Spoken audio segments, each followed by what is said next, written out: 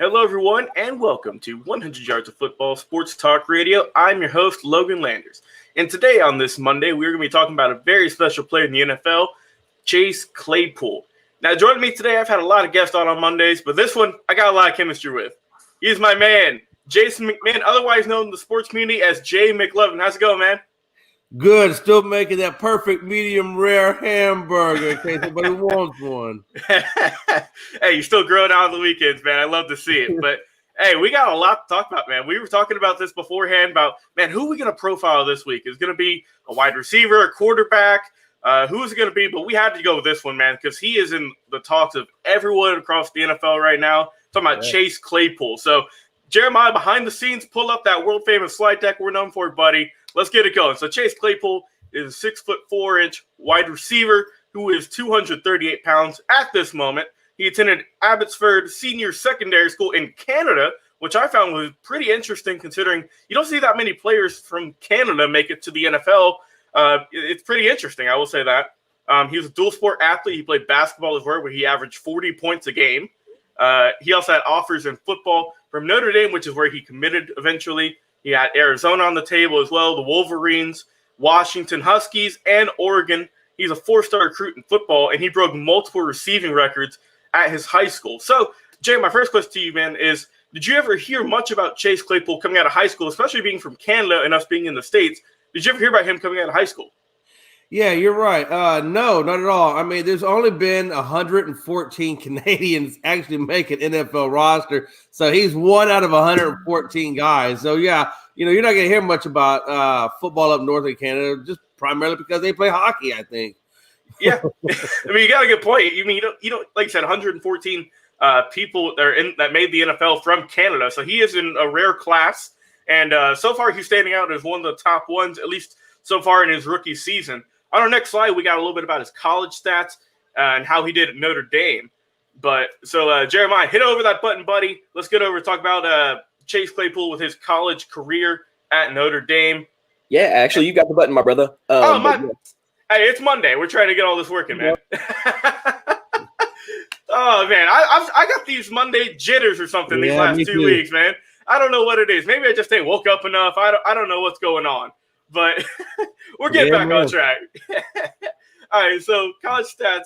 He had 150 catches at Notre Dame, 2,159 yards, 19 touchdowns as well in his career. But something I liked, he averaged 14.4 yards per catch, which lets you know they're going deep to this guy. So he was very solid at Notre Dame. He was in a stacked wide receivers class as well. So before coming out of college, he had to go to the combine like a lot of young guys do. So at the NFL combine, had a 40-yard dash, a 4.42. Man, yeah. That is consider that. Look at Jalen Reagor, who went. That was the first wideout to go. He actually went 12, and he ran a 4.27. So that kind of gives you an idea of where he was at. Right. Yeah. These wide receivers in this class were insanely fast. You had Henry Ruggs as well, Jerry Jeudy. It was a wide, deep depth chart of just wide receivers during this class. And there was really no wrong pick, honestly, because there was about 5 or 6 that went in the first round, and they're all top notch. They're all performing very well as well. So you love to see that. Wide receivers are a dime a dozen, especially the elite ones. And it's looking like this 2020 class might be ranking up there, at least early on so far in the first season for these guys. So also at the combine, he had a 40.5-inch vertical. So that was just some of his basketball. In that just insane athleticism coming off. And you could see just how, in athletic he was. He also had a broad jump of 126. So this guy's got some hops to him, man. He is we've seen film, we've seen highlights and all that stuff of just how explosive this guy can be. And especially at Notre Dame, I think is where people kind of got their first glimpse of him. Like you said, he was from Canada, so we didn't get to see too much of him in the States. But once he transferred to one of the most decorated colleges in college football history with the Fighting Irish, you were able to see a little bit more of what he's able to do. Yeah, honestly, basically he's a tall, muscular guy. He's actually very muscular. But it's been said about him that he runs, though, with the finesse of a smaller receiver, the speed and finesse of a smaller receiver. So there's a lot to Claiborne. than what people know about, obviously. I'll say one of the biggest things, his mother actually came out and said that his goal wasn't necessarily to score touchdowns, which he obviously scored many, but his goal was always to get the first down. And, as a third down receiver, he's just cashing in like a champ. Yeah, that's a great quote you pulled there from his mom. Because, I mean, he's definitely one of the most selfish players. He'll take a few yards. He'll fight for those yards for his team. He'll go to bat for his team. He's not afraid to get hit hard. And being in the NFL, yeah, you're going to get hit pretty hard, man. But he's really kind of standing out to me as one of the stars of this wide receiver draft. And, I mean, he was picked in the second round also. He was picked number 49 from the Steelers. So a lot of people had him going around pick 60 or 70. So a lot of people were like, man, the Steelers kind of pulled him early when there were still a bunch of other wide receivers on the table at that point. Were you surprised that Pittsburgh claimed him that early? Yeah, I think a lot of it, like you said, I mean, he was at Notre Dame. If he would have stayed in Canada, there's no way I don't think he was getting acknowledged. So he actually went from that college there in Canada, transferred down, and got into with Notre Dame.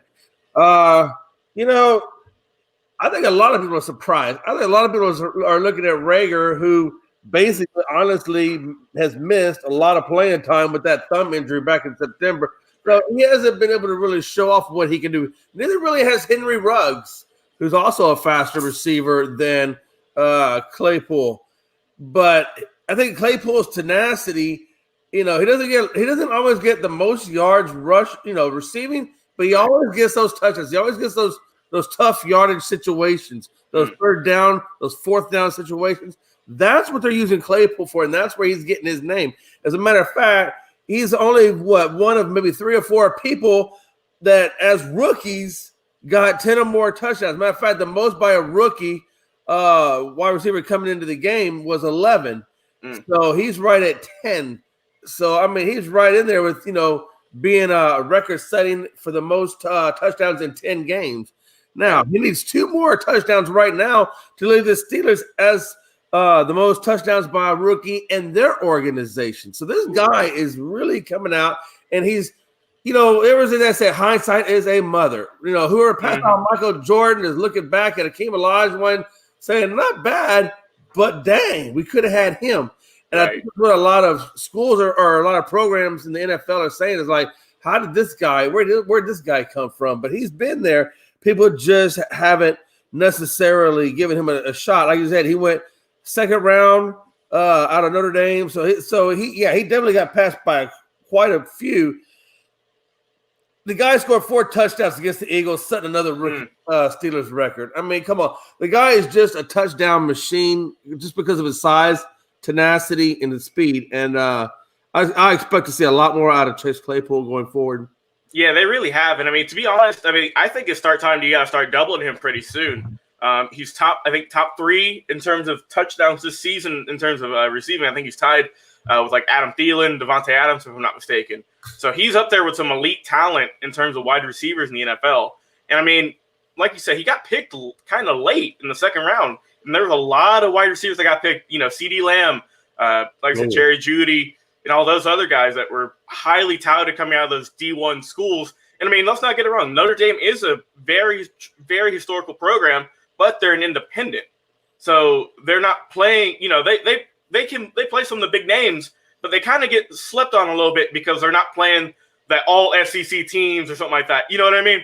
Oh, absolutely. It's just that they're always going to have like that small knock to them now that they're an independent.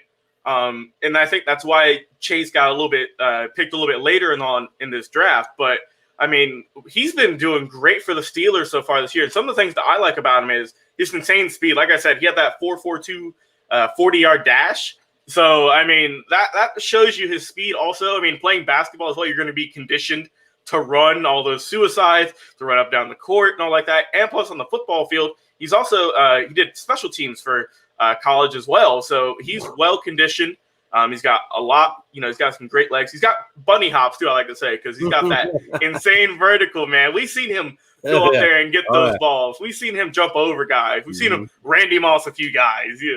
So he's definitely got last night against the Chiefs. I mean, he got some really good catches against the Chiefs. So Yeah, absolutely. I mean, the Chiefs are one of the top teams, in the NFL. Also, the Steelers are got them nudged out just a little bit though, because at the recording this right now, the Steelers are undefeated. They ain't lost a game. Yeah, absolutely. Yeah, they stayed undefeated last night too. They did. They are not giving that spot up to anybody. No. At least not anytime soon. And like you mentioned earlier, man, he's got 10 touchdowns in his first 10 games. 8 of those being through the air, and 2 of them being on the ground. Because we see them go to him on third down, but we also see him go do a bunch of sweep plays with him as well, which I think is kind of a hidden art, like a hidden secret with a lot of teams that I think needs to be kind of used more, in my opinion, especially with this guy. Because, I mean, let's face it, wide receivers are getting faster and faster each draft. But they're also getting bigger. I mean, right. You know who plays? I would say the only team, in my opinion, drafting this previous draft that he came out of, the only one that I would say drafted right there with the Steelers was the Cowboys in CeeDee Lamb, because CeeDee Lamb and this guy are built a lot alike. Right. They're both tall, big, physical guys. Good speed, not like the Henry Ruggs speed or the Rager speed, but they still have good speed, and they're like I said, they're good physical guys that play that slot receiver spot, and they make all those tough catches. Both of those guys are the same. So I put Dallas and Pittsburgh in terms of drafting these receivers, right there at the top, and I'd probably put what's that guy's name? The other one, that's making a big splash. Fulgham. Yeah. For where'd this guy come from? I mean, that's a whole other topic another day. But I mean, that guy came out of nowhere, just like Chase Claypool came out of nowhere, and both of them are doing well. The only reason Fulgham I think is sliding down a little bit is because their number one receivers are coming back. But I'm telling you, man, that guy is just as talented as Claypool and just as hot as Claypool. If he gets more time. Right. So, like I say, he's making a name for himself. A lot of people have learned this guy's name the first 10 weeks of the NFL season.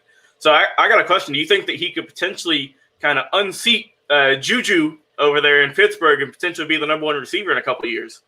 Oh, yeah. I think slowly but surely, I think you're seeing that happening. Will he do it? He's going to have to move out of the he can stay in the slot, honestly, because I know Michael Irvin did a lot of slot with Cowboys, and stuff. So, I mean, yeah, absolutely. Matter of fact, Juju Smith-Schuster just hurt himself again last night. So it looks like he's going to be missing some more playing time. So the more playing time he misses and so forth, well, obviously there's going to be more opportunities for Chase Claypool to keep developing his chemistry that he already has with Big Ben. So, yeah, I definitely think that, that could definitely happen. Yeah, I mean, he's starting off his career with a legendary quarterback with Roethlisberger. Yeah. He's broken, records after records. He's won Super Bowls. He's been one of the most consistent quarterbacks throughout his tenure in Pittsburgh. So, I mean, he came out this draft with one of the, top ranked quarterbacks really in football history. Because, I mean, we've seen guys, there's still a lot of great big name quarterbacks out there. There's Aaron Rodgers, who's got Devontae Adams. You got Tom Brady, who's got all of his guys over there in Tampa Bay. And Claypool's starting off with another great one with Roethlisberger, and that's really I think helped him, because it does help to have a great quarterback to help give you those throws that a lot of young guys aren't making. We see a lot of rookie quarterbacks or a lot of second-year quarterbacks just kind of missing the big throws that you'd expect them to make. But with Roethlisberger, you're always going to get a consistent throw. It's rare that he overshoots somebody. It's rare that he's off target by a lot. So he's got one of the most consistent quarterbacks throwing to him every week. And I think that's really kind of helped build his confidence. And we've already seen it build his stats some. So it's only going to get better from here. And I mean, Roethlisberger's got a couple of more years left in him. Not too many. He's getting up there in age. But look, he's already getting his skill set down as a young wide receiver. Absolutely.